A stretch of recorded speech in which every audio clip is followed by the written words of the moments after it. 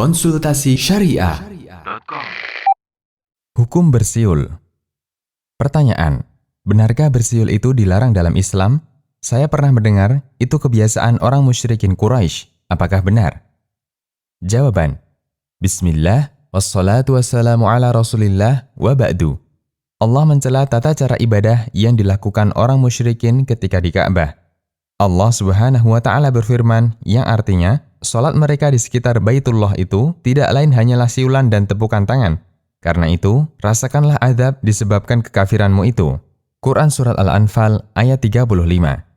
Al-Jassos dalam tafsirnya menyatakan, siulan dan tepukan tangan dinamakan salat karena orang musyrikin menjadikan siulan dan tepuk tangan sebagai pengganti doa dan tasbih.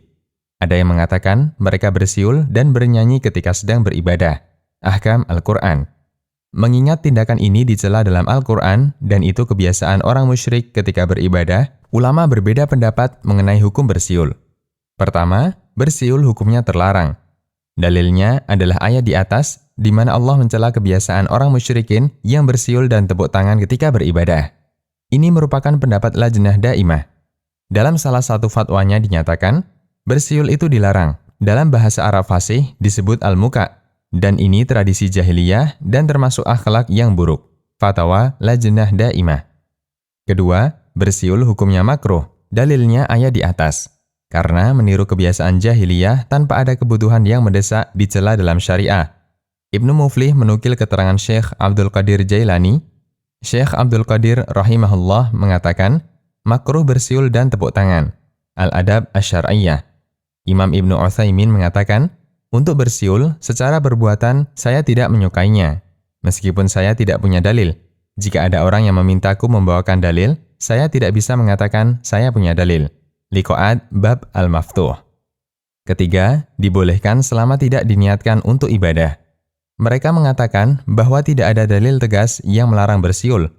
Sementara celaan Allah kepada masyarakat jahiliyah adalah bersiul ketika beribadah.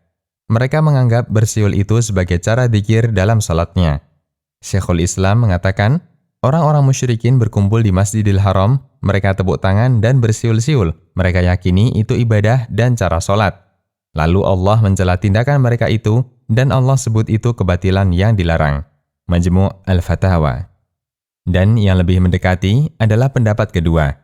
Sebagaimana keterangan Syekh Abdul Qadir Al-Jailani, terlebih di sana ada riwayat dari Ibnu Abbas radhiyallahu anhuma dan Mujahid bahwa bersiul itu tradisi buruk umatnya Nabi Lut.